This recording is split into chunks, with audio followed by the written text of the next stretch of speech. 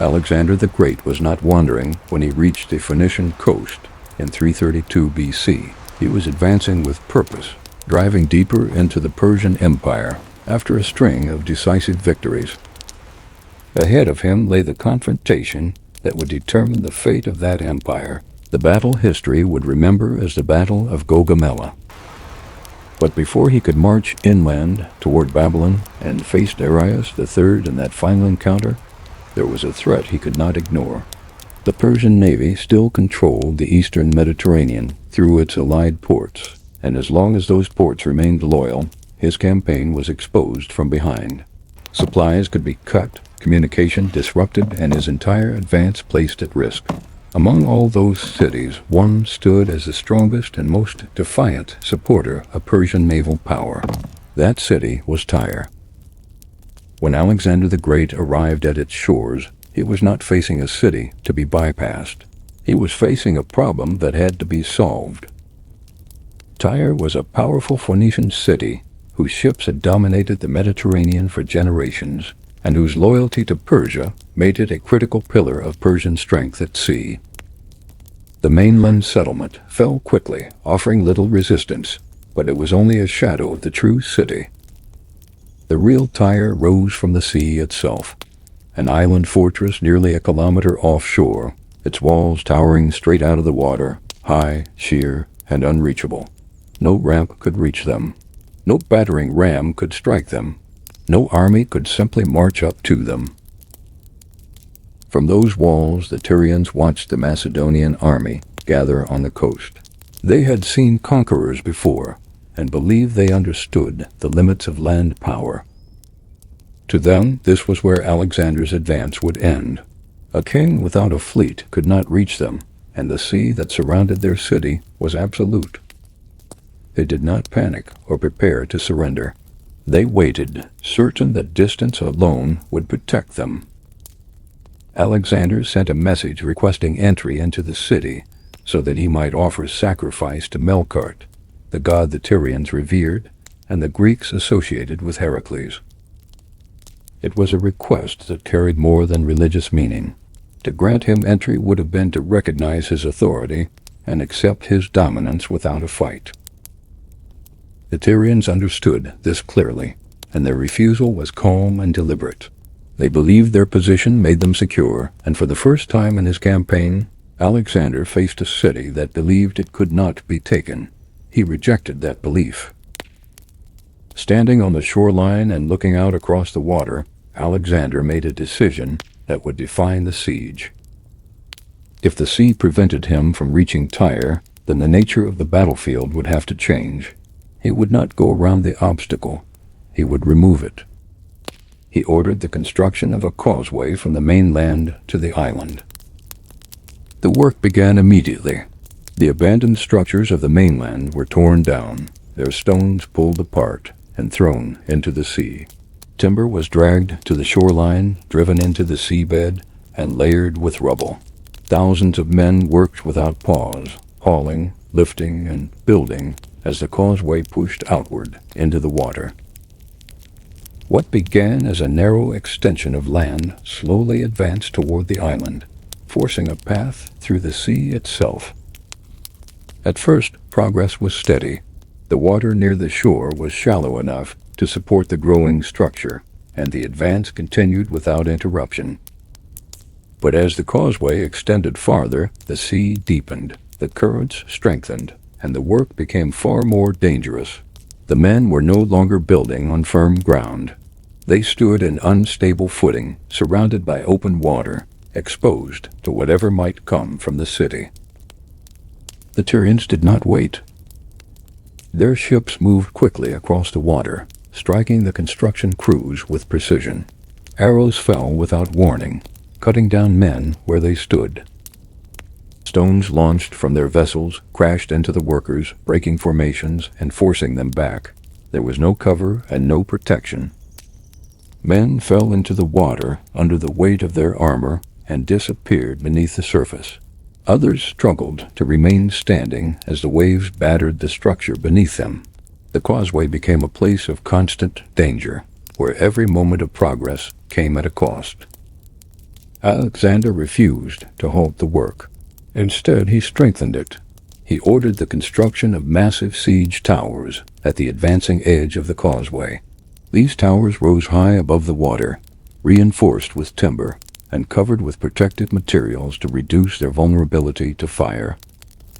From their elevated platforms, archers and artillery units returned fire against the Tyrian ships and defenders, forcing them to keep their distance.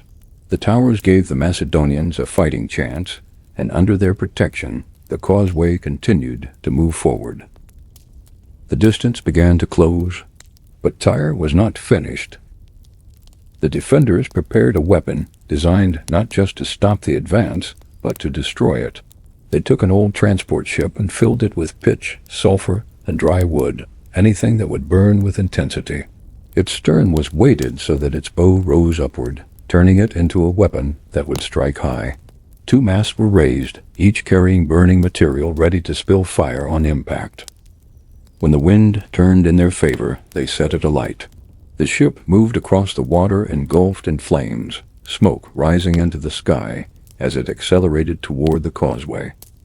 It struck the siege towers with force, and the fire spread immediately. The protective coverings ignited, and within moments the towers were consumed.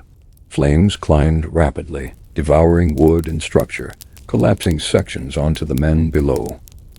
Soldiers tried to contain the fire, but the heat was overwhelming, and the destruction too fast. Before they could recover, Tyrian ships followed the attack. They crashed into the weakened structure, tearing apart what remained and striking down the defenders in the confusion. Men who had survived the flames were cut down where they stood. Others were driven into the sea. Sections of the causeway collapsed, and months of work were destroyed in a single devastating assault. For a brief moment, the entire effort stood on the edge of failure. Alexander did not abandon it. He expanded the war. Recognizing that the siege could not be won from land alone, he moved to secure control of the sea. Ships were gathered from Phoenician cities that had already submitted to him, along with fleets from Cyprus and other allied regions. One by one, vessels came under his command until the balance shifted. The sea was no longer Tyre's advantage. With a fleet in place, Alexander surrounded the island, blocking its harbors and cutting off its supply lines. The city that had once ruled the waters was now confined within them. At the same time, the causeway was rebuilt, stronger and wider, and this time its advance was protected from both land and sea. The gap between the mainland and the island narrowed. The walls loomed closer. The assault began in full. Siege engines were brought forward, mounted on the causeway and on platforms built from ships.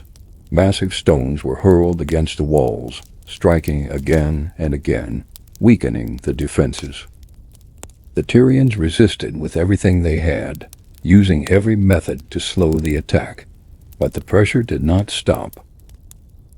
Under the continuous assault, the wall began to give. Stone cracked under repeated impact.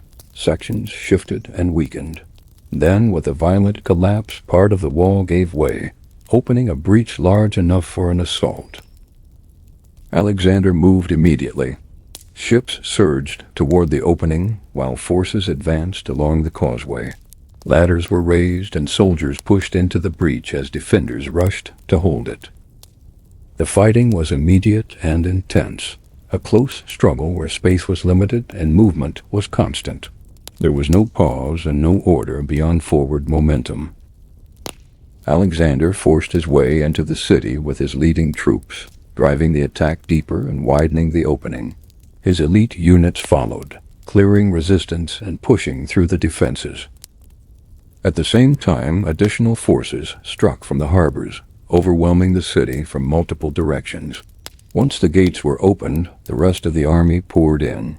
The battle spread through the streets, turning into a brutal, close-quarters fight that continued until resistance collapsed. After months of defiance, the city that had trusted the sea for its protection was finally taken. Tyre had fallen. With its fall, Alexander secured control of the eastern Mediterranean. The Persian navy lost one of its most important bases, and the threat to his campaign disappeared. His supply lines were safe, and nothing remained to block his advance inland. The path toward Babylon and the decisive confrontation ahead was now open. The Siege of Tyre became one of the most remarkable demonstrations of determination and strategy in ancient warfare.